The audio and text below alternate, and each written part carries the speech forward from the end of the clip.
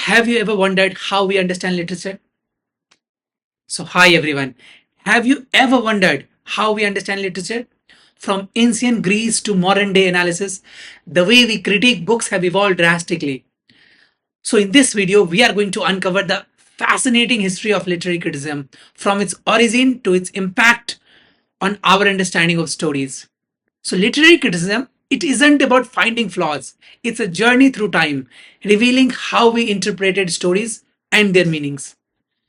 So, watch this video till the end so that you can have the overall understanding of literary criticism and how it evolved during times. So, my name is Ravish and I teach philosophy and literature, and welcome to yet another lecture. So, before I begin this lecture, if you haven't subscribed to my channel, please do subscribe so that I can be motivated and bring more such content for you. Along with that, you can also join my Telegram channel. The link is in the description. Now, let's get started. So, when we deal with classical foundations, when we deal with literary criticism, we find criticism in the classical foundation. And that classical foundation was from Plato and Aristotle.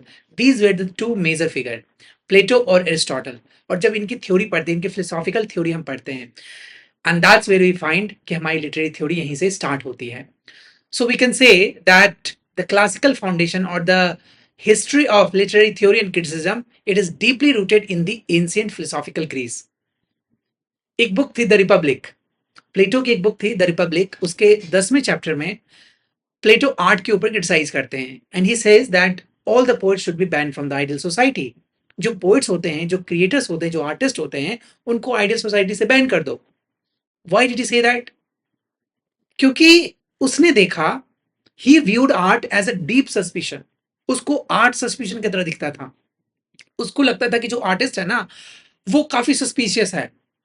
मतलब प्लेटो को suspicious लगता था artist, क्योंकि artist जो है वो truth को represent नहीं करता था अकॉर्डिंग टू प्लेटो, है ना. इसलिए he believed that the art is potentially deceptive and morally dangerous. Art जो है डिसेप्टिव है, आर्ट लोगों को डिसीव करता है और मोरली डेंजरस है. क्यों? क्योंकि उसने एक थ्योरी दिया था, theory of forms. This is a philosophical theory जहां पे प्लेटो ने एक आइडियल फॉर्म की बात की एंड एक फिजिकल वर्ल्ड की बात की. फिजिकल वर्ल्ड जहां पे हम लोग रहते हैं, है ना, this earth, earth is a physical world. और एक आइडियल फॉर्म जिसको उसने बोला this is a perfect unchanging concept and this ideal form is absolute truth, जो कि जिसको न्यूमना हम कह सकते हैं. न्यूमना एक कह सकते हैं कि ये कांट का टर्म है, न्यूमना एंड फिनोमिना. न्यूमना का मतलब है थिंग्स इन इटसेल्फ. सो ये जो आइडियल फॉर्म है, ये थिंग्स इन इटसेल्फ है. ये एक ऐसी रियलिटी है जिसको हम देख नहीं सकते, जिसको हम समझ नहीं सकते, जो कि आउटर वर्ल्ड में एग्जिस्ट करता है. And then there is a physical world जहां पे इंसान रहता है, जो कि इम्परफेक्ट कॉपी है उस आइडियल्स का. सपोज अगर हम इस रिमोट की बात करें, सपोज अगर हम इस वाटर की बात करें, इस ग्लास की बात करें, है ना, तो ये सारी की सारी चीजें एक परफेक्ट वर्ल्ड में ऑलरेडी एग्जिस्ट करता है, जिसकी ये इम्परफेक्ट कॉपीज हमारे पास है. सो जो भी चीजें हम देखते हैं अपने सेंसरी एक्सपीरियंस के थ्रू, वो सारी की सारी चीजें इम्परफेक्ट कॉपीज है एक रियल फॉर्म का, है ना. तो अब वो कहता है कि क्योंकि आर्ट जो है इट इज अ माइमेसिस. आर्ट को उसने माइमेसिस बोला. माइमेसिस का मतलब है इमिटेशन. इमिटेशन का मतलब है मिमिक्री, चीजों की कॉपी करना. तो कहता है जो फिजिकल वर्ल्ड है वो जब रियलिटी की कॉपी है, तो आर्ट जो हो गया कॉपी ऑफ अ कॉपी हो गया, which means it is twice remove from the reality. Let's take an example. वो एग्जाम्पल देते हैं एक कारपेंटर का और एक पेंटर का. तो इमेजिन करो, इमेजिन नहीं, बस समझने की बात है. वो कहते हैं कि कारपेंटर जो है उसने अपने इमेजिनेशन से एक टेबल को बनाया. So he created a table with his imagination. तो ये जो इमेजिनेशन है ये उसकी क्रिएटिव रैशनल थिंकिंग है, और उस रैशनैलिटी की वजह से वो ट्रुथ को समझ पा रहा है, एब्सोल्यूट ट्रुथ को समझ पा रहा है. तो देखो प्लेटो ने ये भी बोला था कि ये जो एब्सोल्यूट रियलिटी है, जो एब्सोल्यूट ट्रुथ है, जिसको उसने आइडियल फॉर्म्स बोला, उसको हम रीजन और फिलॉसफी के थ्रू समझ सकते हैं. तो यहाँ पे जो आर्टिस्ट है, यहाँ पे जो कारपेंटर है, उसने क्या किया? उसने अपने इमेजिनेशन का यूज किया, उसने अपने रीजन का यूज किया and he created a table. उसने एक टेबल को बनाया. अब जब वो टेबल बन गया तो उस टेबल को एक पेंटर ने देखा. Now comes the painter in the picture. अब पेंटर क्या करता है, उसको बहुत अच्छे से पेंट करता है. तो यहाँ पे प्लेटो कहता है कि ये टॉयस रिमूव फ्रॉम रियलिटी हो गया, कि जब एक पेंटर ने एक कारपेंटर की बनाई हुई वस्तु को पेंट करता है तो वो ऑलरेडी, जब कारपेंटर खुद ही one step further from reality है, तो ये तो two step further from reality हो गया. तो जितने भी आर्टिस्ट हैं, जितने भी कह सकते हैं कि पोर्ट्स हैं, वो सारे के सारे यही काम करते हैं, इमिटेट करते हैं, और इमिटेट इम्परफेक्ट कॉपीज की इमिटेशन करते हैं. तो which makes them very dangerous, which makes them potentially deceptive and morally dangerous. इसलिए वो कहता है कि जो पोइट है उसको आइडियल सोसाइटी से बैन कर दो, क्योंकि अगर वो रहेंगे तो वो डिसीव करेंगे, अगर वो रहेंगे तो वो मोरली डेंजरस हो जाएगा समाज के लिए. अब उसने इसलिए भी ऐसा बोला, देखो एक पॉइंट और उसने बोला कि Plato saw imaginative literature as potentially harmful, है ना, if it appeals to emotion and over reason, emotion over reason. अब देखो इसका क्या मतलब है, इसका मतलब ये हुआ कि एक जो पोइट है, एक जो आर्टिस्ट है, वो इमेजिनेटिव होता है, उसके जितनी भी क्रिएशंस हैं वो सारे के सारे इमेजिनेशन के बेस पे हैं. And when someone is creating something out of his imagination, तो वो जो इमेजिनेशन है इट कम्स फ्रॉम इमिटेशन, माइमेसिस से आता है. एंड बिकॉज ऑफ दैट हम इमोशनली चार्ज हो जाते हैं और हम रीजन या फिर रैशनल कम होते हैं. तो कहता है कि जब हम इमोशनली ज्यादा होते हैं कंपेयर टू रीजन, तो वो चीज अपने आप क्या हो जाएगा, हार्मफुल हो जाएगा समाज के लिए, क्योंकि हम रीजन से काम नहीं करते, अपने दिमाग से काम नहीं कर रहे होते, बल्कि हम इमोशन में बह जाते हैं, है ना. This was the second charge. फिर वो कहता है क्योंकि उनके अनुसार जो लिटरेचर है it has moral and political function, इसलिए according to him the literature should promote moral virtues, and the role of literature is supporting the ideal political state. और अगर आइडियल पॉलिटिकल स्टेट को लिटरेचर सपोर्ट नहीं कर सकता या moral virtue को literature support नहीं कर सकता, तो फिर पोइट को बैन कर देनी चाहिए, पोइट को रेगुलेट करनी चाहिए. तो he talks about regulation, he does not simply say that all the poets should be ban from the ideal society, but he says some poets should be ban from the ideal society जो कि truth को represent नहीं करता है. इसलिए उसने बोला कि जो पोइट्स हैं उसको रेगुलेट करने की जरूरत है, उसको संभाल के रखने की जरूरत है ना, वो किधर जा रहा है, एक तरह से सेंसरशिप करने की जरूरत है ना. इसलिए कहता है कि क्योंकि लिटरेचर जो है it must serve philosophy and ethics, अगर वो फिलोसफी और एथिक्स को सर्व नहीं कर रहा है तो इसको हमेशा अंडरमाइन किया जाएगा. दैट इज व्हाट प्लेटो का क्लेम था. सो ये जो ओवरऑल आर्ट के ऊपर जो अटैक था, आर्ट के ऊपर जो सबसे पहला और सबसे डेंजरस अटैक था, या सबसे कह सकते पावरफुल अटैक था, वो प्लेटो से आया था. और प्लेटो जो थे वो पूरे ग्रीक, क्लासिकल ग्रीक लिटरेचर का कह सकते कि फादर था, है ना, उसको कोई गलत कर ही नहीं सकता था. उसने जो लिख दिया समझ लो वही सब कुछ है. फिर आते हैं उसके स्टूडेंट जिनका नाम था एरिस्टोटल. अब जब एरिस्टोटल आता है, he was a student of Plato, he was a disciple of Plato. वो अपने टीचर के डिस्ट्रस्ट ऑफ आर्ट से डिपार्ट करता है ना. His thought on literature, his thought on poetry is different from what Plato gave. तो इसने एक बुक लिखी जिसका नाम था पोइटिक्स. जो पोइटिक्स है वो कह सकते हैं कि एक तरह से डायरेक्ट अटैक है प्लेटो के द रिपब्लिक के ऊपर. द रिपब्लिक का सारे पार्ट नहीं, बल्कि जो पार्ट में वो आर्टिस्ट को क्रिटिसाइज करते हैं, जिस पार्ट में वो पोइट्स को क्रिटिसाइज करते हैं, तो उसके ऊपर डायरेक्ट अटैक है. तो ये कहता है, और इसको कंसीडर भी किया गया है सबसे earliest surviving work of literary theory, है ना. इसको आप याद रखना, द पोएटिक्स जो है, पोएटिक्स जो है एरिस्टोटल का, it is also considered to be the earliest surviving work of literary theory. Now he talks about mimesis as well. जिस तरह से प्लेटो ने माइमेसिस के बारे में बोला कि जो इमिटेशन है उसके थ्रू पोइट कोई भी चीज क्रिएट करता है. नाउ ये एक्सेप्ट करता है उस चीज को, कहता है यस आई एग्री, है ना. ये कहता है कि मैं एग्री करता हूं, जो प्लेटो ने बोला मैं उसको एग्री करता हूं कि हर आर्ट इमिटेशन है एक रियल ट्रूथ का. लेकिन that does not mean that every artist simply imitates. वो कहता है हम समाज से इमिटेशन लेते हैं, हम सोसाइटी से इमिटेशन लेते हैं, हम नेचर से इमिटेशन लेते हैं, लेकिन हम उसको एक मीनिंगफुल रिप्रेजेंटेशन देते हैं जो कि यूनिवर्सल ट्रूथ होता है. सो इसलिए उसने बोला कि जो माइमेसिस है according to Aristotle, it is not a copy of a copy, it is not simply a part of mimesis, but it is a creative and meaningful representation of the universal truth.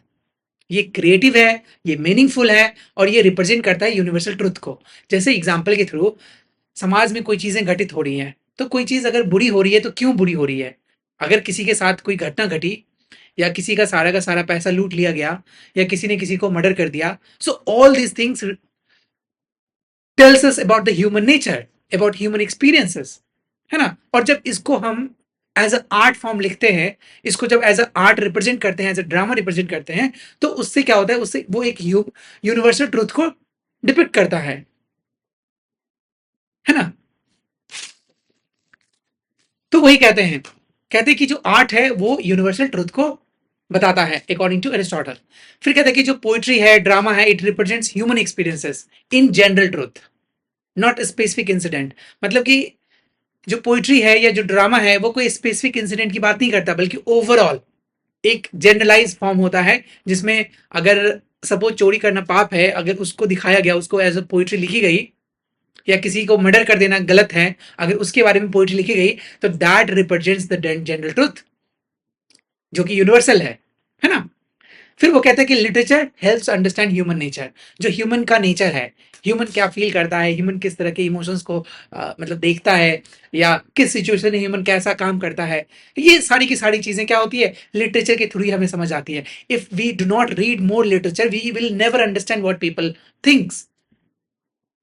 इसलिए कहता है कि human nature, morality और society का representation है, इसको समझने के लिए हमें लिटरेचर की जरूरत होती है. इसलिए उसने प्लेटो को यहाँ पे क्रिटिसाइज किया है. फिर वो कहता है he gives a concept of catharsis. तो कथारसिस जो है, it is the emotional cleansing of purging of pity and fear through tragedy. तो ये एक तरह से ट्रेजेडी का मतलब मैंने प्लेटो के बारे में, अरिस्टोटल के बारे में डेप्थ से वीडियो बनाई है. एक घंटे का लेक्चर है या फिर 40-40 मिनट का लेक्चर है. You can watch those videos. इसमें तो हम सिर्फ और सिर्फ एक ओवरव्यू देख रहे हैं पूरी के पूरी history of literary theory and criticism का, यूजुअली क्रिटिसिज्म का, है ना. तो यहाँ पे वो कथारसिस का सिंपल मतलब है पर्जिंग ऑफ या फिर क्लेंसिंग, है ना. प्रगेशन का मतलब है प्यूरिफाई करना, अपने सोल को प्यूरिफाई करना पिटी और फियर के साथ. बस अभी फिलहाल इतना ही याद रखो, if you really want to know what catharsis is, क्योंकि इसको एक्सप्लेन करने में मुझे एटलीस्ट 5 मिनट लग जाएंगे और ये बहुत लंबा वीडियो हो जाएगा. तो आप उस वीडियो को देख सकते हो, है ना. एरिस्टोटल की वीडियो में नीचे लिंक को डिस्क्रिप्शन में डाल दूंगा, आप वहां से देख लेना. नाउ ही सेज जो ट्रेजेडी है, it offers psychological and ethical insight through emotional experiences. वो कहता है कि जो ट्रेजेडी जब आप देखते हो, जब किसी भी ट्रेजेडी, किसी भी ट्रेजिक आर्ट को जब देखते हो, तो वो साइकोलॉजिकल और एथिकल इंसाइट हमें देता है अपने इमोशंस के, इमोशनल एक्सपीरियंस के साथ साथ, है ना. विच मीन्स कि हम इमोशनली चीजों को एक्सपीरियंस करते हैं. अगर कोई इंसान बुरा फील कर रहा है, तो वो बुरा क्यों फील कर रहा है, that we come to realize. ऐसे हमें नहीं पता चलेगा जब तक हम किसी आर्ट को पढ़ेंगे नहीं, जब तक हम किसी ड्रामा को, ट्रेजिक ड्रामा को देखेंगे नहीं, है ना. फिर he talks about the tragedy as a structural art form. तो जहां पे वो कहता है 5-6 चीजों की बात करता है, तो उसके 6 टर्म होते. कहते हैं कि किसी भी ट्रेजेडी के अंदर 6 इंपॉर्टेंट एलिमेंट्स होते हैं. पहला उसने बोला plot, catharsis, character, thought, diction, melody और स्पेक्टिकल. प्लॉट जो है उसको उसने माना सोल ऑफ अ ट्रेजेडी, कि बिना प्लॉट की ट्रेजेडी लिखी ही नहीं जा सकती. तो tragedy is the most important thing for writing a tragedy. Plot के बाद कैरेक्टर आता है दूसरा. Character is also important. If you remove a character, you can not write और you can not present a drama. तो drama के लिए plot सबसे इंपॉर्टेंट है, फिर कैरेक्टर, फिर थॉट, किस तरह के थॉट लिखे गए, किस तरह के प्लेफुल थॉट्स लिखे गए हैं, है ना. और ये जो थॉट का रिप्रेजेंटेशन है should reflect the universal truth. फिर वो डिक्शन की बात करता है, किस तरह के डिक्शन यूज किए गए हैं. फिर मेलोडी, संगीत जिसको कहते हैं, म्यूजिक जिसको कहते हैं, उसकी बात करता है. और फिर कहता है कि इट शुड क्रिएट स्पेक्टिकल, है ना, ताकि लोगों के अंदर वो परगेशन वाली फील आए. तब ये जो स्पेक्टिकल है वो कथार्टिक इफेक्ट लाने के लिए किया जाता है. तो all this things are important elements for writing a tragedy according to Aristotle. फिर वो एम्फसाइज करता है importance of unity, coherence and structure की बात करता है ना. तो दिस वाज द एरिस्टोटल. हमने देखा प्लेटो क्या किया. प्लेटो ने पोएट्स को बैन करने की बात की, क्योंकि वो इमिटेट कर रहे हैं समाज को, और वो समाज को कोई चीज ट्रुथ एज ट्रुथ रिप्रेजेंट नहीं कर रहा. लेकिन प्लेटो ने, एरिस्टोटल ने उसको रिवर्स कर दिया. उसने बोला कि नहीं, ये यूनिवर्सल ट्रुथ बता रहा है. जो आर्टिस्ट होते हैं, artist always represents the universal truth. क्यों? क्योंकि वो इमिटेट तो कर रहा है, लेकिन इमिटेशन के साथ साथ ये ह्यूमन फीलिंग को, ह्यूमन डिजायर को, जो कि एक यूनिवर्सल है नेचर में, उसको बताता है और हम चीजों को सीख पाते हैं, है ना, थ्रू ट्रेजेडी। जिसने उसने कैथार्टिक इफेक्ट टर्म कॉइन किया, जिसका मतलब ये है प्रगेशन, है ना, हम प्यूरिफाई होते हैं, हमारा जो हार्ट है वो प्यूरिफाई होता है। And then comes the Renaissance, the mighty Renaissance of the river, जिसको हम rebirth of the classical ideas कहते हैं। तो हमारा सबसे पहले आया Plato, Aristotle, and then comes the Renaissance. Renaissance is also known as the rebirth of a culture, rebirth of a classical ideas, है ना। और इसके साथ साथ ह्यूमनिज्म या ह्यूमनिस्टिक लिटरेरी क्रिटिज्म इवॉल्व हुआ। तो कह सकते कि there was a shift from medieval to renaissance thought. और ये जो मिडाइवल थॉट था, रेनेसां से जो पहले मिडाइवल थॉट्स आते हैं, उसका जो लिटरेरी इंटरप्रिटेशन है वो लार्जली थियोलॉजिकल था। It was based upon God, it was based around God. इसलिए जब आप प्लेस पढ़ोगे तो मोरालिटी, मिरिकल, मिस्ट्री, इस तरह के प्लेस आप पढ़ोगे, है ना। फिर मोरालिटी में भी देखोगे, मोरालिटी जो प्ले है वो रिप्रेजेंट करता है आप मोरल ट्रुथ को, है ना, आप मोरली क्या काम कर रहे हो, है ना। और मिस्ट्री जो प्ले है, मिस्ट्री कौन परफॉर्म करता है? गॉड परफॉर्म करता है, तो उसको मिस्ट्री प्ले कहा गया। डायरेक्ट बाइबल से उठाई जाती थी कहानियां। और फिर एक होता था miracle, miracle place. Miracle place जो होते थे वो सेंट्स के बारे में होता था, सेंट्स की कहानियों कहानियों के बारे में होता था। और एक मोरालिटी प्ले होता था जो कि एक कोई मोरल डीड्स, मोरल एक्शंस बताए जाते थे, है ना। तो ये सारी की सारी चीजें इंस्पायर्ड थी कहाँ से? बिब्लिकल स्टोरी से, बाइबल से। तो थियोलॉजी जो था वो सबसे इंपॉर्टेंट था। कह सकते कि थियोलॉजी एक लार्जली फोकस था लिटरेचर के ऊपर। And then there was an emphasis on allegory, biblical, typology और moral instruction। क्या मोरल है, क्या इमोरल है, उसके रिप्रेजेंटेशन होते थे पोइट्री के अंदर, है ना। बिब्लिकल टाइपोलॉजी, बाइबल से डायरेक्ट कहानियां उठाई जाती थी, एलेगरिकल फॉर्म में लिखी जाती थी, है ना। एलेगरी का मतलब है कि कहानी को, कॉम्प्लेक्स आइडियाज को छोटे छोटे कहानियों के थ्रू बताना, है ना। जैसे पॉलिटिकल एलिगरी कह लो आप, या रिलीजियस एलिगरी कह लो आप, है ना। फिर कहते हैं कि the renaissance mark the return of classical sources and secular inquiry. अब जब रेनेसा आता है तो वो क्लासिकल सोर्सेस को लेके आता है ना, दोबारा से क्लासिकल को मतलब अपने अंदर इंटीग्रेट करता है। और उसका एक इंक्वायरी जो है लिटरेचर के प्रति वो सेकुलर होता है ना। It does not simply deal with religious text, बल्कि वो डील करता है ह्यूमन इमोशन को, है ना। यहाँ पे आपको ह्यूमनिस्टिक लिटरेरी क्रिटिज्म देखने को मिलेगा, ह्यूमन का रिप्रेजेंटेशन देखने को मिलेगा, ह्यूमनिज्म आ गया। देखिए अब आता है रेनेसां। रेनेसां जो है इसका मतलब है rebirth of a culture, rebirth of a society. But यहाँ पे rebirth of a classical ideas हैं। तो रेनेसां के अंदर we also saw the rise of human literary, humanistic literary theory and criticism. क्योंकि यहाँ पे ह्यूमनिस्टिक, ह्यूमन को सेंटर में रखा गया। जब आप मिडिएवल को पढ़ोगे, मिडिएवल, रेनेसां से पहले मिडिएवल एज आता है, तो मिडिएवल एज में आप पढ़ोगे there was a you know the interpretation was largely theological, है ना। जो इंटरप्रिटेशन था, टेक्स्ट का इंटरप्रिटेशन, लिटरेचर का इंटरप्रिटेशन, है ना, आर्ट का इंटरप्रिटेशन, वो सारी की सारी चीजें थियोलॉजिकल थी। थियोलॉजी का मतलब होता है स्टडी ऑफ रिलीजियस टेक्स्ट। जैसे अगर आप बाइबल को पढ़ते हो, तो बाइबल को जब पढ़ते हैं, या बाइबल के जो इंटरप्रिटेशन है, या बाइबल की स्टडी जो है, वो थियोलॉजी के अंदर आएगी। चाहे आप रामायण पढ़ लो, महाभारत पढ़ लो, गीता पढ़ लो, है ना, कुरान पढ़ लो। तो जब इनके बारे में पढ़ते हैं, जब किसी भी रिलीजियस टेक्स्ट के बारे में पढ़ते हैं, तो उसको बोला गया थियोलॉजी। तो यूजुअली मिडियावल एज में जो इंटरप्रिटेशंस थे, लिटरेरी इंटरप्रिटेशंस थे, वो सिर्फ और सिर्फ थियोलॉजिकल के ऊपर बेस्ड था। मतलब गॉड सेंटर में था, बिब्लिकल स्टोरीज ही लिखी जाती थी। जैसे आप मोरालिटी प्ले पढ़ लो, मिरिकल प्ले पढ़ लो, मिस्ट्री प्ले पढ़ लो, है ना। तो मिस्ट्री कौन परफॉर्म करता था? तो मिस्ट्री गॉड परफॉर्म करता था, इसलिए गॉड की स्टोरीज मिस्ट्री प्ले कहलाती थी।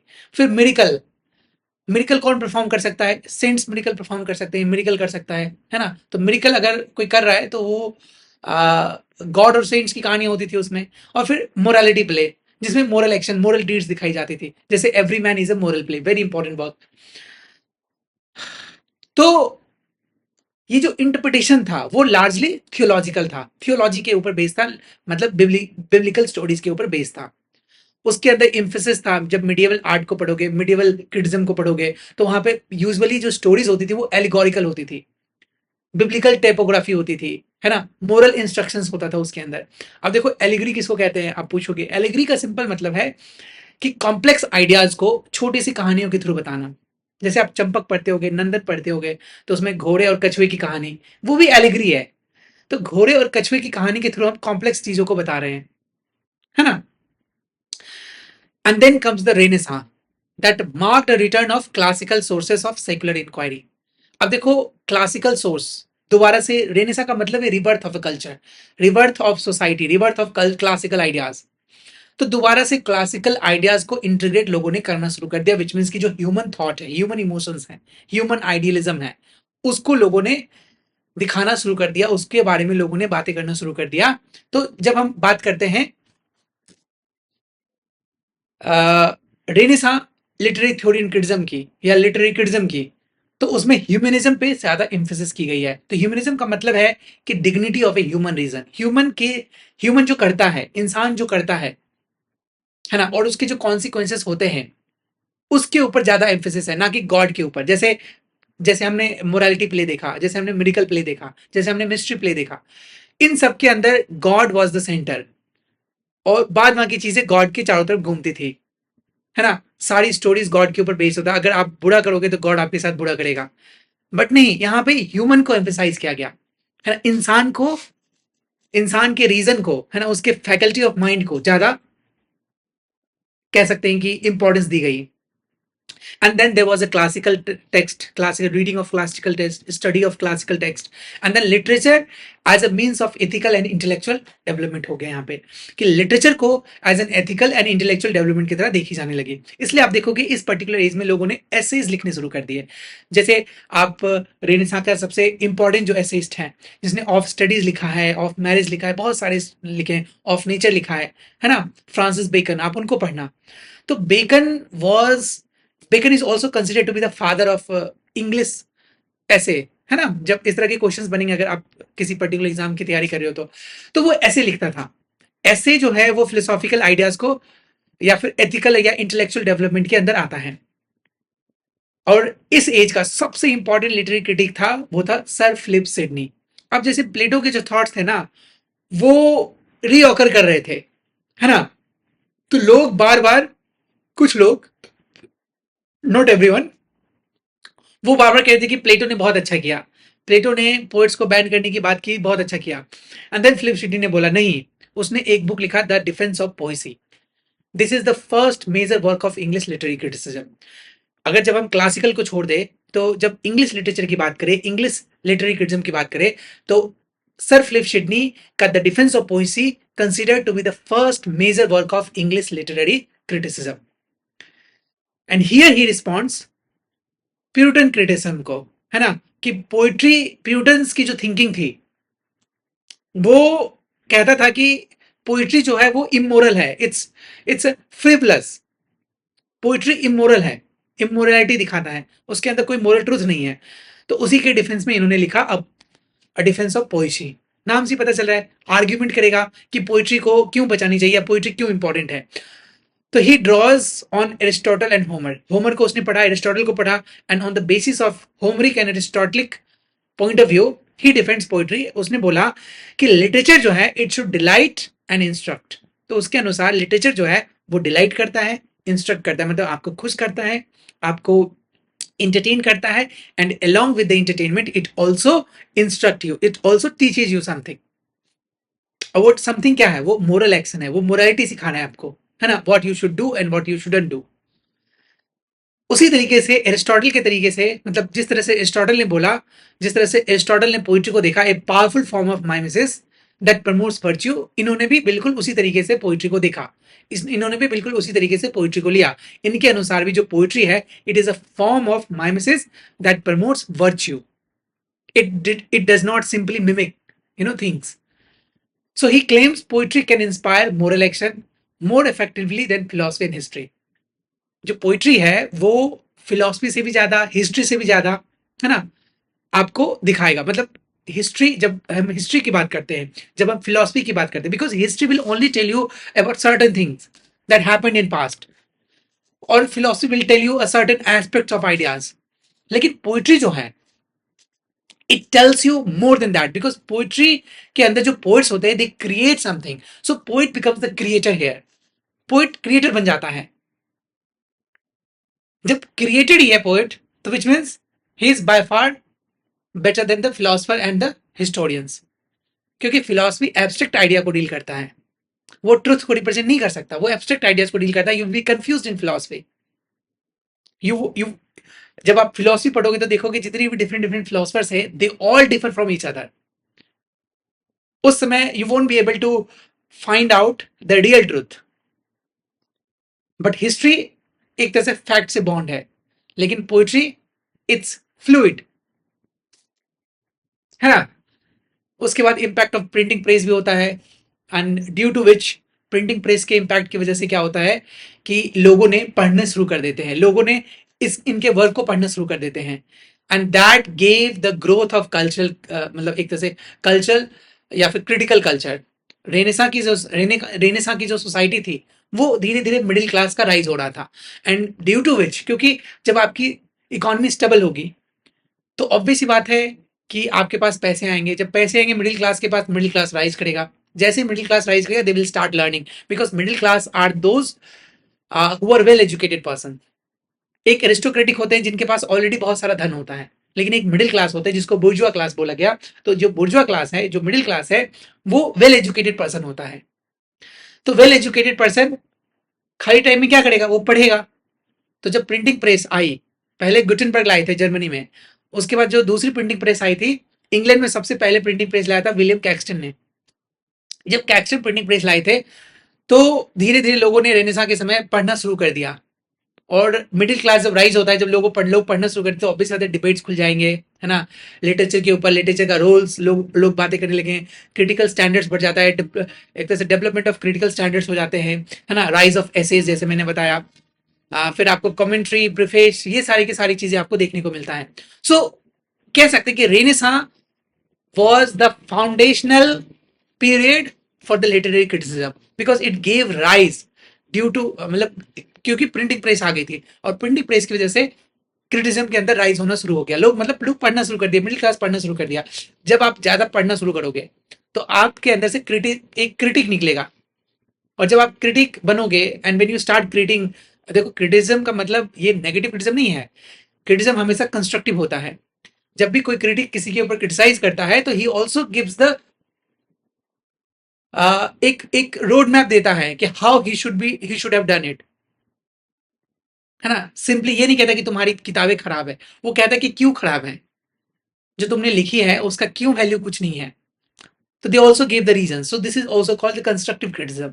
सो जब कंस्ट्रक्टिव क्रिटिसिज्म का राइज होता है, जब लोग कमेंट्री करना शुरू करते हैं, है ना, इसलिए देखोगे जेकोबियन एज के बाद there is a rise of satire, लोग सटायरिकल हो गए, है ना, लोग सटायर यूज करना शुरू कर देते हैं। फिर आता है हमारा एज ऑफ रीजन, जिसको न्यू क्लासिकल भी कहते हैं। Now do not get confuse, जब हम लिटरेरी थ्योरी एंड क्रिटिसिज्म की बात करते हैं तो इसमें न्यू क्लासिकल को बहुत डिफरेंट डिफरेंट एज से डिनोट करते हैं। एक तो न्यू क्लासिकल हो गया, क्लासिकल के आइडियाज को कॉपी करना, that is what new classicism is. It is also known as the age of reason. लोग रीजन करते हैं, अपनी थिंकिंग, अपनी कॉम्पस मेंटिस से सोचना शुरू करते हैं। It is also known as the age of enlightenment. लोग इनलाइटेंड हो रहे थे, समाज पढ़ रहा था, मिडिल क्लास राइज कर रहा था, लोगों के बीच में, क्योंकि प्रिंटिंग प्रेस आ चुका था तो लोगों के बीच में बुक्स थे, लोग डिबेट्स कर रहे थे, कॉफी टेबल पे बैठ के, राउंड टेबल पे बैठ के आपस में डिबेट कर रहे थे, है ना। लंदन में कॉफी हाउसेस बढ़ता चला गया, टी हाउसेस, कॉफी हाउसेस बढ़ता चला गया, लोग बैठ के आपस में बातें कर रहे हैं, न्यूज़पेपर पढ़ रहे हैं। फिर देखोगे धीरे धीरे यहां से मैगजीन का राइज होना शुरू होगा। तो हिस्टोरिकल कॉन्टेक्स्ट अगर देखें तो 17th और 18th सेंचुरी का जो समय था उसको new classical, age of reason, age of enlightenment, कुछ भी कह लो आप, एज ऑफ पोप। तो it reflects broader cultural moment जिसको कहते हैं द इनलाइटनमेंट, साइंटिफिक रैशनलिज्म, या फिर रिटर्न टू क्लासिकल आइडियाज, क्योंकि यहाँ पे साइंटिफिक डेवलपमेंट था। इसी समय गैलीलियो गैलीली लिख रहे थे, मतलब गैलीलियो गैलीली थे जिन्होंने ये बताया कि हम हीलियोसेंट्रिक हैं, ना कि अर्थ सेंट्रिक हैं। पहले ऐसा विश्वास, ऐसा माना जाता था कि जो हमारा अर्थ है उसके चारों तरफ दुनिया घूमती है ना। लेकिन फिर कॉपर्निकस आते हैं, कॉपर्निकस कहते हैं नहीं, हमारा जो अर्थ है या हम जो जिस ब्रह्मांड में रहते हैं वो हीलियोसेंट्रिक है। अर्थ के चारों तरफ दुनिया नहीं घूमती, बल्कि सन के चारों तरफ दुनिया घूमती है। तो this were all these things were rational thinking, एक रैशनल अप्रोच था, एक साइंटिफिक अप्रोच था टुवर्ड्स अंडरस्टैंडिंग, है ना, टुवर्ड्स नॉलेज। तो इसी को बोला गया इनलाइटनमेंट एज। लोग फिलोसफी, देखो कांट लिखना शुरू कर दिए थे जर्मनी में, कांट इनलाइटनमेंट एज के सबसे बड़े कह सकते हैं कि इंपॉर्टेंट राइटर हैं। द फादर ऑफ इनलाइटनमेंट एक सेंस में कह सकते हैं कांट। कांट ने एक ऐसे भी लिखा है enlightenment, you should read it. मुझे लगता है बहुत सारी यूनिवर्सिटी डीयू के सिलेबस में ऐसा है, मुझे लगता है हिंदू कॉलेज और स्टीफेंस कॉलेज में था। And then there is a emphasis on reason, order, decorum and universal truth. Of course classical ideas वही जो यूनिवर्सल ट्रुथ पोइट्री रिप्रेजेंट करता है। एक डेकोरम मेंटेन होनी चाहिए, एक ऑर्डर होनी चाहिए, एक रीजन होना चाहिए। So poetry was written in a refined version. अगर आयम्बिक पेंटामीटर है तो आयम्बिक पेंटामीटर में एक फिक्स्ड मीटर होगा, है ना, उसको स्टेप आउट नहीं करना है। बहुत रिजिड होते थे ये जो पोइट्स होते थे, काफी रिजिड होते थे। उनकी जो कोर वैल्यू वैल्यू थी वो न्यू क्लासिकल क्रिटिज्म में था, जैसे इमिटेट करना क्लासिकल मॉडल्स को, स्पेशली ग्रीक एंड रोमन्स को, है ना, जिसको ग्रेको रोमन्स कहते हैं। बोकाशियो हो गया, डेकामरोन हो गया, होमर हो गए, है, इन सबको ये लोग क्या कर रहे थे, इमिटेट कर रहे थे। और उनके वर्क्स में there was a clarity, there was a balance, there was a harmony, there was a restraint, and everything was there, everything was clear, everything was balanced, and also there was a reflection on natural order and the moral structure of the universe. इसलिए कह सकते हैं कि जो critics थे promoted aesthetic rules और standards to ensure good taste, है ना, मतलब सिर्फ और सिर्फ पढ़ा लिखा समाज ही इसको पढ़ सकता हो। गुड टेस्ट का मतलब एलीट क्लास, जो एलीट क्लास है वो वही वही इस पोइट्री को समझ सकता है या वही इस एज को समझ सकता है।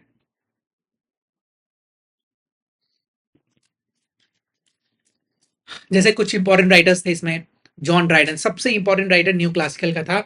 दो ही राइटर थे, एक जॉन ड्राइडन थे और दूसरे हमारे अलेक्जेंडर पोप थे। तो ड्राइडन ने अपनी NSA on criticism, sorry NSA on dramatic Poaceae लिखा, जिसके अंदर वो ड्रामा के बारे में बात करता है। वो चार कैरेक्टर लेता है, क्राइटस, नियांडर, मैं भूल रहा हूँ अभी चारों कैरेक्टर का, यूक्रिटस नहीं कुछ ऐसे है, यूक्रीस कुछ ऐसे, मैं भूल रहा हूँ, चार कैरेक्टर हैं। तो उसमें से चारों कैरेक्टर चार डिफरेंट डिफरेंट थॉट्स को रिप्रेजेंट करता है। एक कहता है कि जो एंशियंट ड्रामा है which is far better than the modern drama. एक फिर डिफेंड करता है, कहता है कि नहीं, फ्रेंच ड्रामा जो था, एंशियंट फ्रेंच ड्रामा, वो ज्यादा सुपीरियर है।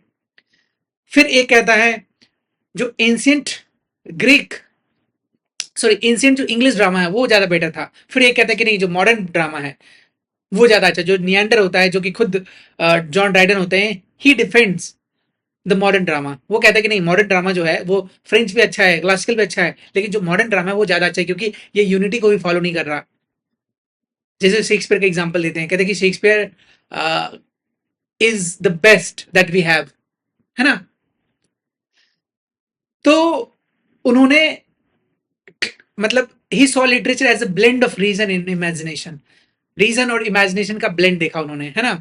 और he advocates for flexibility within the forms, है ना, balancing respect for the tradition with evolving literary needs. मतलब कि जो लिटरेरी नीड्स इवॉल्व हो रहा था, जैसे शेक्सपियर किसी भी यूनिटी को फॉलो नहीं करते, unity of time, unity of place, unity of action, इस इन सारी चीजों को फॉलो नहीं कर रहे थे शेक्सपियर, है ना। तो किसी के अनुसार इस चीज को फॉलो नहीं करना एक तरह से बैड ड्रामेटिस्ट कहलाएगा। लेकिन according to Neander, according to John Dryden, कहता है कि क्योंकि literary trends, literary needs evolve हो रहा है, ट्रेडिशन इवॉल्व हो रहा है, तो जो मॉडर्न मॉडर्न ब्रिटिश ड्रामेटिस्ट हैं they are far better than the previous generations. तो देखो आपके एग्जाम में क्वेश्चंस इसी तरह से आता है, आपको पूछ दे ये चारों कैरेक्टर जिसका मैंने अभी जिक्र किया, है ना, यूक्रिड्स ऐसे कुछ करके है, एक क्राइटस है, एक नियांडर है, मैं भी भूल रहा हूँ चारों के चारों नेम्स, है ना। आप सिंपली गूगल सर्च करोगे तो यू विल फाइंड इट। इस पे भी मैं ऑलरेडी इन डेप्थ वीडियो बना रखा हूँ, if you haven't seen those videos. तो मैं सारे के सारे जो लिटरेरी थ्योरी के ऊपर मैंने वीडियोस बनाए हैं सबके लिंक मैं डिस्क्रिप्शन में डाल दूंगा। मैंने एक प्लेलिस्ट बना दिया है लिटरेरी थ्योरी एंड क्रिटिज्म का, you can simply go there and you can watch that. I think I have made more than 70 और 80 videos on literary theory and criticism, जहाँ पे आप इंटायरली इन डेप्थ पढ़ लोगे। And I am telling you, आप अगर मेरे जितने भी वीडियोस मैंने चैनल पे बनाए हैं, if you watch all those videos and all those reels on literary theory and criticism, मैं गारंटी के साथ कहता हूँ आपकी 80% literary criticism and literary theory खत्म हो जाएगा। हाँ, आई एग्री कि मैंने फेमिनिज्म के ऊपर नहीं वीडियोस बनाए हैं और कुछ कल्चर स्टडीज के राइटर्स के ऊपर नहीं बनाए हैं, बट ओवरऑल मैंने 80% लिटरेरी क्रिटिक्स के बारे में वीडियो बना रखा है। You can simply watch that. मैंने मार्क्सिज्म को बनाया है, स्ट्रक्चरलिज्म को बनाया है, पोस्ट स्ट्रक्चरलिज्म को बनाया है, and I have made a detailed video on all those points, all those topics, जहां पे आपको एक थर्ड अंडरस्टैंडिंग ऑफ लिटरेरी थ्योरिटिज्म हो जाएगा, है ना। एनीवे, फिर आते हैं हमारे अलेक्जेंडर पोप, दूसरा। ये सोच लो कि पोप जो था ना, एक तरह से राजकुमार था, बड़ा इंटरेस्टिंग आदमी था। उन्होंने एक बुक लिखा एन एसे ऑन क्रिटिसिज्म, जो कि बहुत ही मेजर वर्क है। This is a famous epigram like to err, जैसे उसमें बहुत फेमस एपिग्राम बोलते हैं, एपिग्राम मतलब beginning, to err is human, to forgive is divine. देख रहे हो ना कितना ब्यूटीफुल सेंटेंस है, जिन्होंने एम्फेसाइज किया था अपने वर्क में, judgement based on the nature and rules that needs for taste, humanity and balance.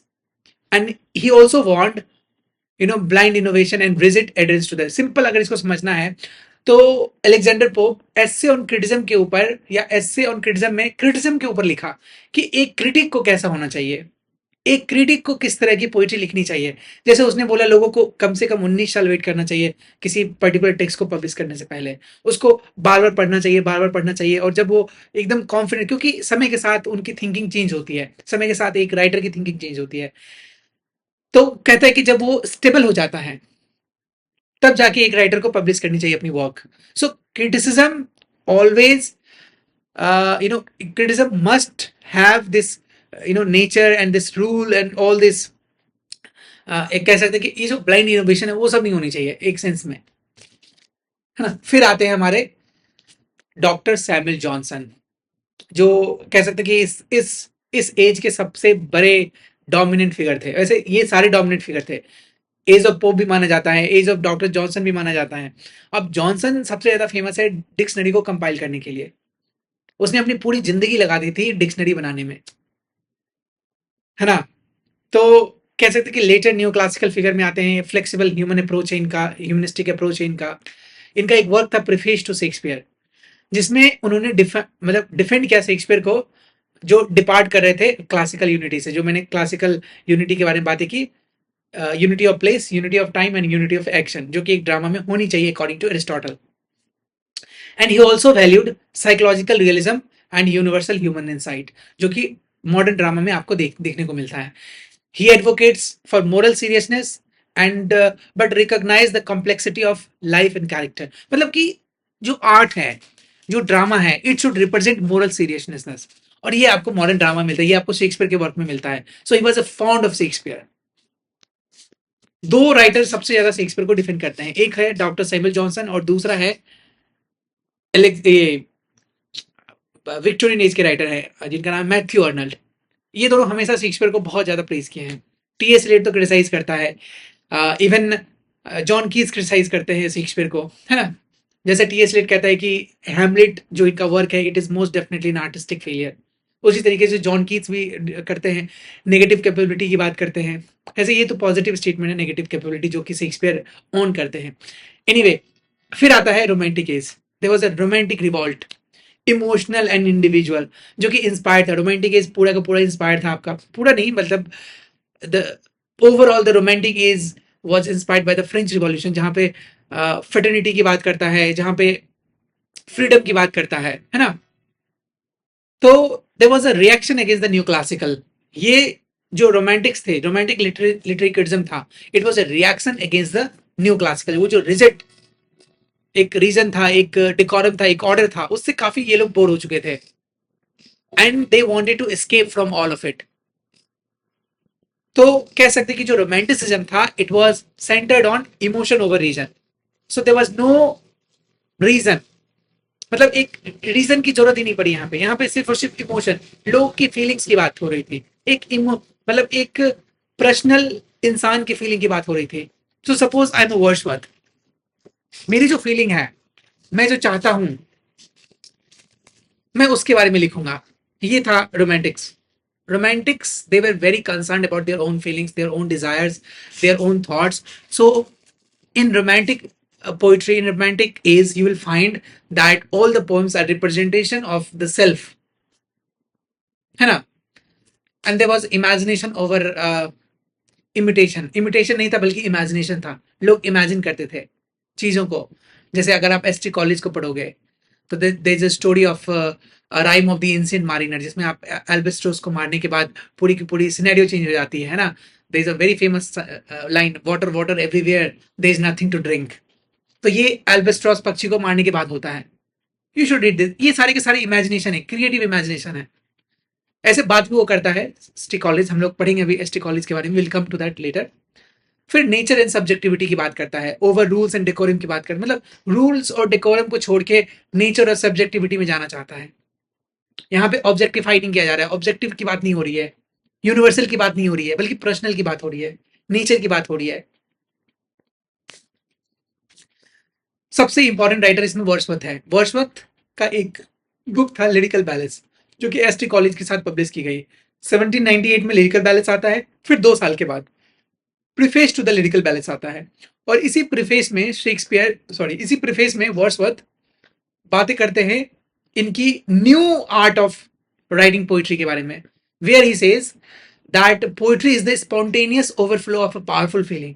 और उसने ये भी बोला कि I am doing a thought experiment, and this thought experiment is basically for the मतलब पोइट्री को डिफाइन करते हैं कि poetry should be written for the common man, for the common people.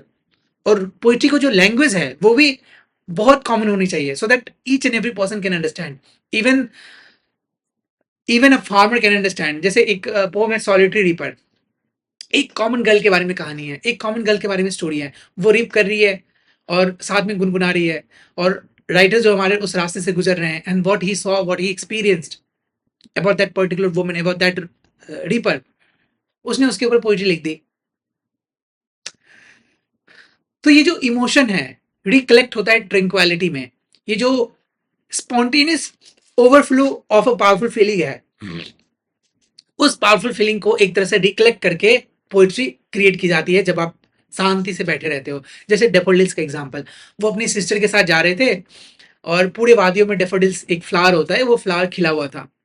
And then once he return back, he started memorizing all those things, he started recollecting those thoughts, है ना, whatever he felt जब वो अपनी sister के साथ जा रहे थे। तो उसने सारी चीजों को दोबारा से रिक्रिएट किया, सारी चीजों को एक साथ इकट्ठा किया, रिकलेक्ट किया, and he started writing poetry, the daffodils, which is a very wonderful poem. I wandered lonely as a cloud, you should read this, it's very beautiful poem.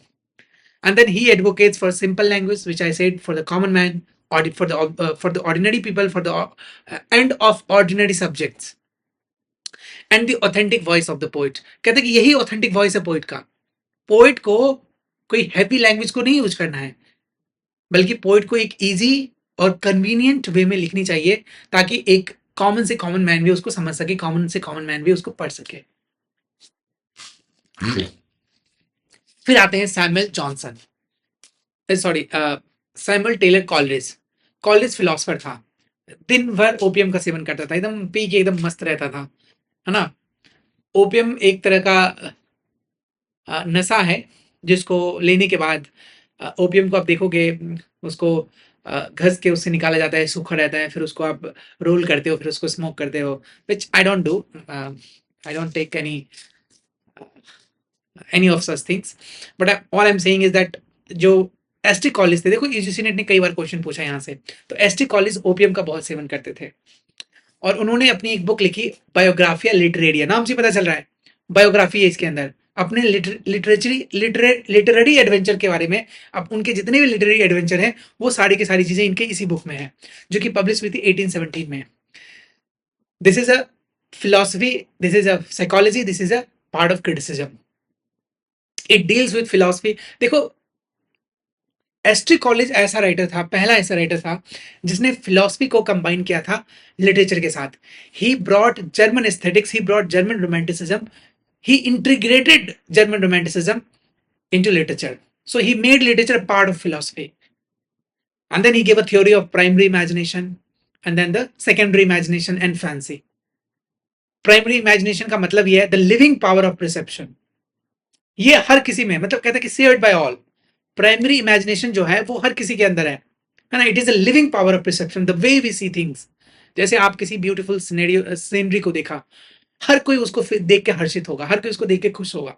जैसे आप बड़े वादियों, जैसे आप सिक्किम चले गए, तो सिक्किम में युमथांग वैली है, आप युमथांग वैली को देखोगे तो आपके मुंह से निकलेगा वाओ, एंड दैट वाओ जो इंप्रेशन है, it is this is primary imagination, एक लिविंग पावर ऑफ परसेप्शन जो कि shared by all. But then comes the secondary imagination which is a creative power which is not possessed by each and every person. ये एक transform करता है, ये recreate करता है रियलिटी को, और ये सिर्फ और सिर्फ एक पोइट्स में होता है, एक क्रिएटिव थिंकर्स में होता है, एक क्रिएटिव आर्टिस्ट में होता है.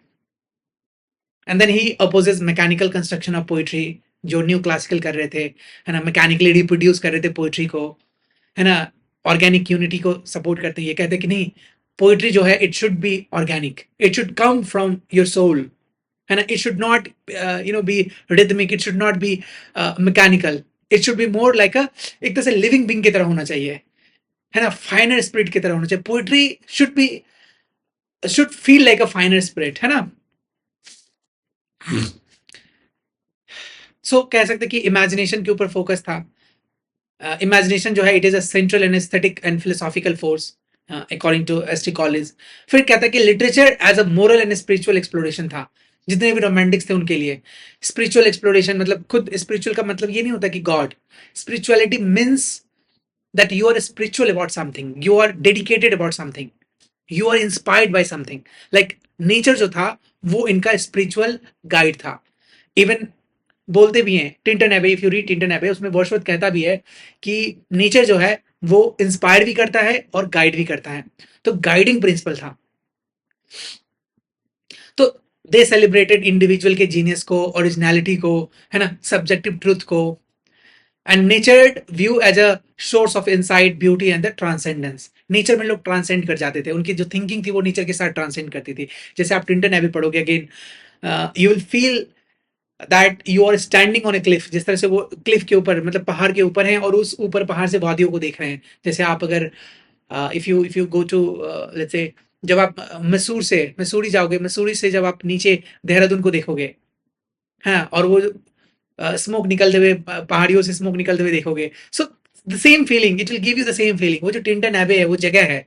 एबे का मतलब एक स्पेस, एक प्लेस होता है जहाँ पे लोग रहते हैं, और वो टिंटन एक जगह का नाम है जो कि पहाड़ी के बिल्कुल वादियों में है ना. That it will create such emotions for you, है ना. एक तरह से सोर्स ऑफ इंसाइट होगा, ब्यूटी होगा, है ना. एक ट्रांसेंड कर जाओगे आप उस नोशन में, उस व्यू में ट्रांसेंड कर जाओगे. उसके बाद आता है हमारा माइटी विक्टोरियन एरा, है ना, the social function of criticism, जहां पे मतलब क्रिटिसिज्म जो है वो सोशल फंक्शन है. यहाँ पे रोमांटिक्स में हमने देखा ये सोशल फंक्शन नहीं है बल्कि पर्सनल है, पर्सनल. लेकिन यहाँ पे सोसाइटी को रिप्रेजेंट करेगा. Criticism will represent society. तो कहता है कि this was a time of rapid social, scientific and industrial change.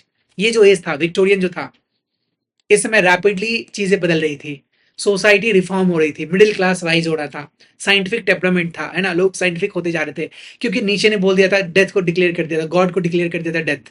God is dead, God remains dead, we have killed him, how shall we comfort ourselves, murderer of our murderer, who will wipe out all these bloods, है ना. कहते कि जो इंसान ने जिस, मतलब simple है कि यहाँ पे क्रिश्चियन मोरालिटी की डेकेडेंस की बात कर रहा है, क्रिश्चियन मोरालिटी को खत्म होने की बात कर रहा है.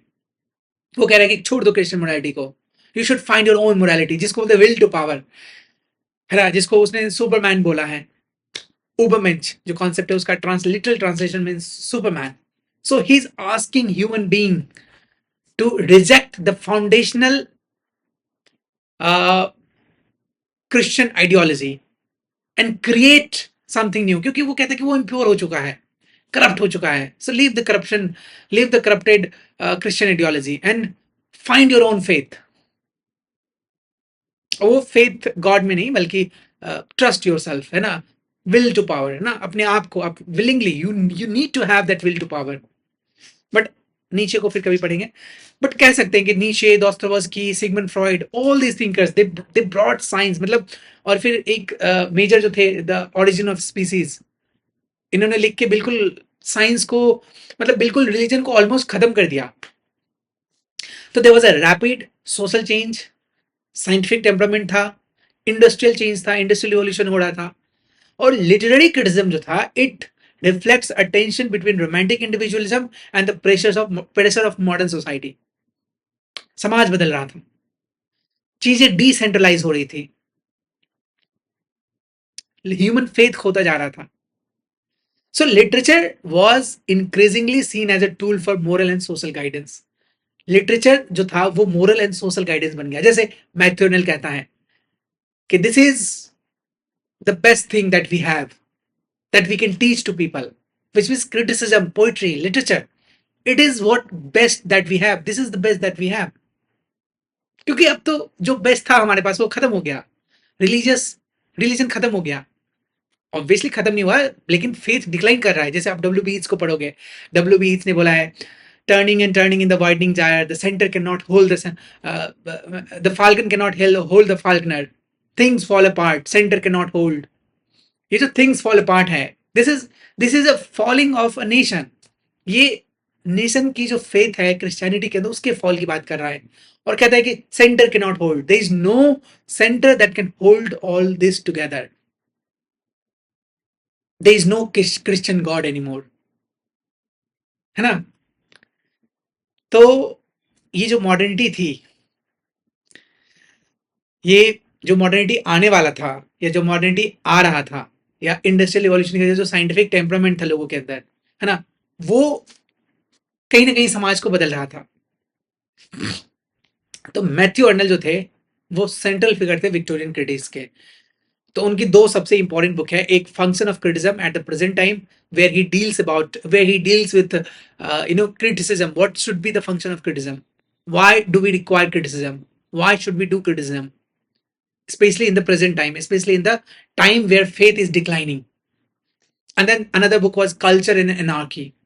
What is culture? What is anarchy? है ना. Why should we learn criticism? Why should we cultured more people? है ना. And then there was a short to professionalize and elevate criticism. Criticism को किस तरह से elevate किया जाए. तो जैसे की कंसेप्ट है कुछ, जैसे वो डिसइंटरेस्टेडनेस की बात करता है. तो disinterestedness which is a term coined by him. देखो एग्जाम में क्वेश्चन पूछ सकता है यहाँ से. तो क्रिटिसिज्म जो है must be objective, not driven by the political और पर्सनल एजेंडा. तो डिसइंटरेस्टेड होना पड़ेगा हमें. और कहते हैं कि the critical should be see the object as in itself in reality and realities. मतलब कि जो चीज जैसा है बिल्कुल उसको वैसा देखो, ना कि उसको पॉलिटिसाइज करके देखो, ना कि उसके अंदर कोई पर्सनल एजेंडा हो, है ना. It should be free from all the biasness. So the criticism should be free from all the biasness.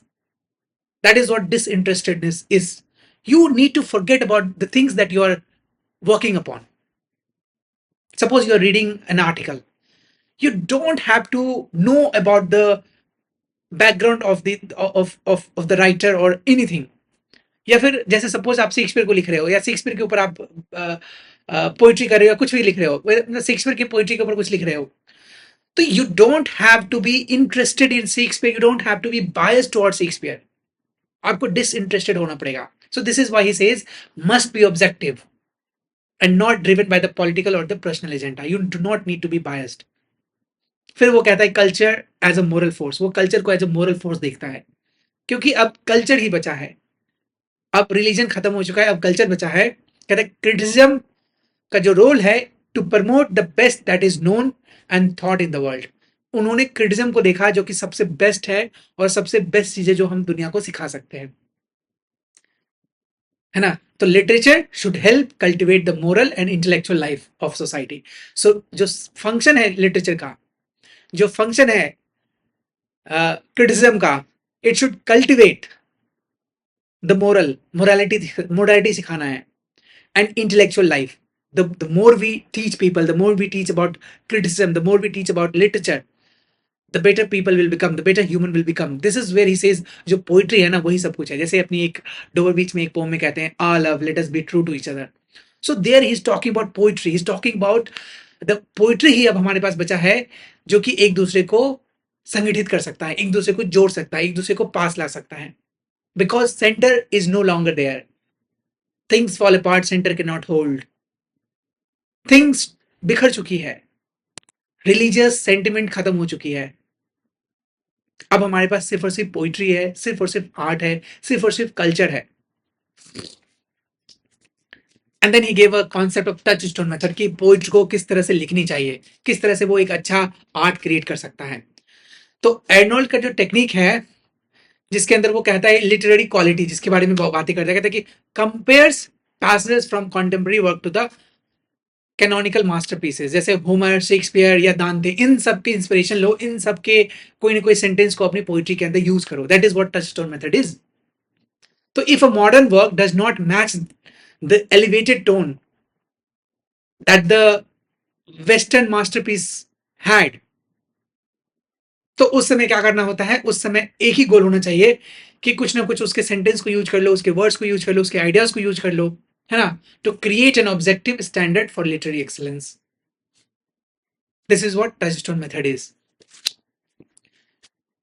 फिर आता है 20th century, which is a rise of the theory. Now, till here, we studied literary theory and criticism together.